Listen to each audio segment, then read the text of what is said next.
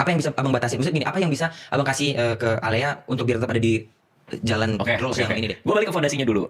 Jadi ada satu buku yang gue baca, pegangan gue sampai sekarang judulnya Trifers. Kenapa ada anak yang ulet dan gigit, yang bisa gigit, tuh, yang punya grit gitu, punya kegigihan, dan ada anak yang enggak.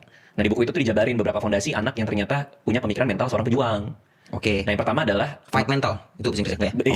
Oke, sorry. dia punya empati, dia bisa Oke. merasakan apa yang orang lain rasakan dan Ya. bertindak sesuai empatinya itu.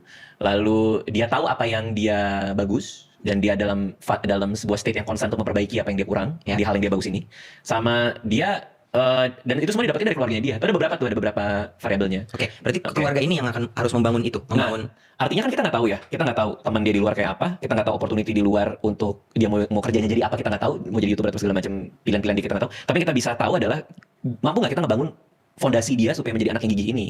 Oke. Itu elemen yang bisa banget di dalam kuasa kita saat ini sekarang ini.